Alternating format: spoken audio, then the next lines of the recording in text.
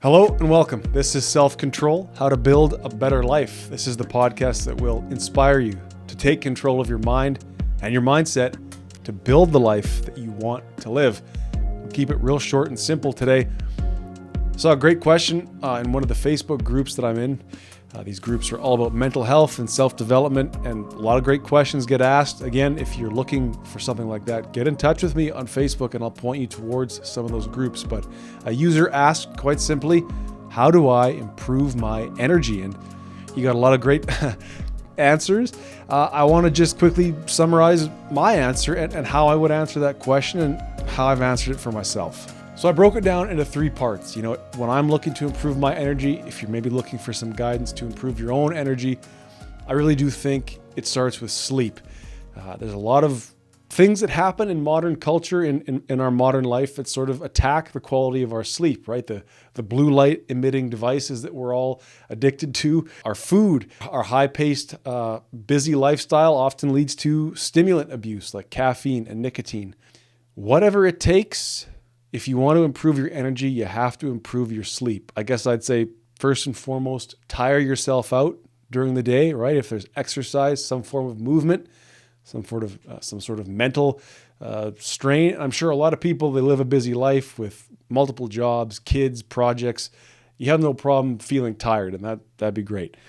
But the quality of the sleep that we get has a lot to do with winding down into sleep, right? So getting away from those blue light devices like the computer, the phone, the tablet, the TV, at least a couple hours or an hour before. Another thing that I've found a lot of success with is staying hydrated throughout the day. Electrolytes in your water so that you're properly hydrating yourself.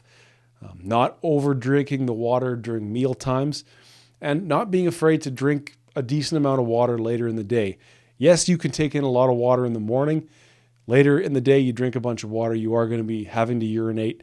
I still think it's worth the trade-off. Stay hydrated for a better sleep. Again, I don't like to tell people what to put in their bodies. I do supplement melatonin, and I do supplement another thing called L-theanine that promotes relaxation. Also, another real boost to the quality of my sleep over the last month has been starting up a yoga practice. So there's lots of science out there. There's lots of options out there. There's lots of supplements out there. Of course, do your own research. Don't just take my word for it. But getting that sleep nailed down, going to bed at a consistent time every day if you can, getting up at the same time if you can.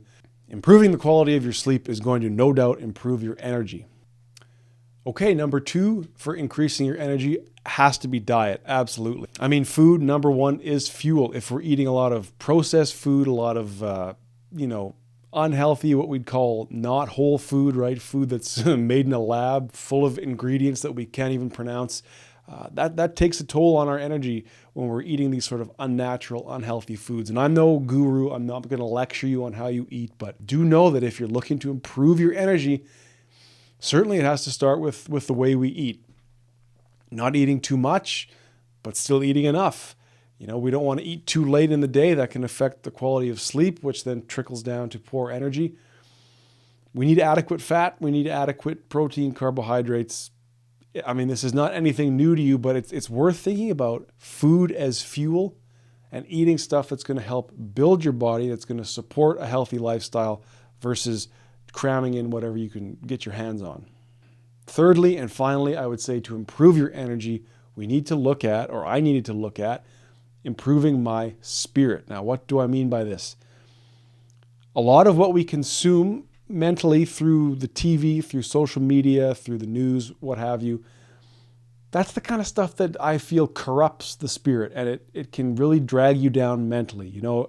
Pornography for one thing, but outside of that, over-consuming images from the war in the Middle East, the war in the Ukraine, natural disasters, whatever's going on in the streets of your hometown. It's sure you want to be informed, but be aware that those horrible images and those horrible stories, you consume them. That's the word. And they go inside you, and they can, I believe, they can really affect the way we go forward. They can really affect the zest we have for life if we're inundated by bad news all the time. And I would also say, a lot of us go to social media. We have a guru or a podcaster or a personality or somebody that we want to hear from, right? We trust their opinion, or we're addicted to hearing their words. I think it's worth knowing that a lot of pop culture figures, in my mind, they are divisive, right? They want to fill you with their ideas, and they want to build a gang or an army around their ideas. And as much as they say they might not, they're like any politician, this is my opinion, and they want to have you believing one thing and then raging against those who believe another. And I don't need to go into too deep of detail to explain to you how politics and ideology has become a team sport. You're left, you're right, you're red, you're blue, you're pro this, you're pro that. You got to have your beliefs, I suppose. You got to know what you stand for, but understanding that when you go to war over an idea, when you go to war against another person because of what they believe, that is going to take a toll on your spirit, and that is going to, over time, exhaust you. I mean, I actually once, years ago on this podcast, spoke to a guy who he was an activist. He spent many, many years as an environmental activist, protesting pipelines and being a tree-hugging hippie, quite literally. And he said, it exhausted me to the point where I had to step back and I needed some young people to come up and take over. I'm not saying, again, not to believe what you believe and stand up for what you believe, sure, but realize that if you have a problem with energy, it's worth looking at where your mental, emotional, spiritual energy is going. And if it's going to an external cause like politics or the environment or a sports team or whatever, some online social media drama, that's energy going out.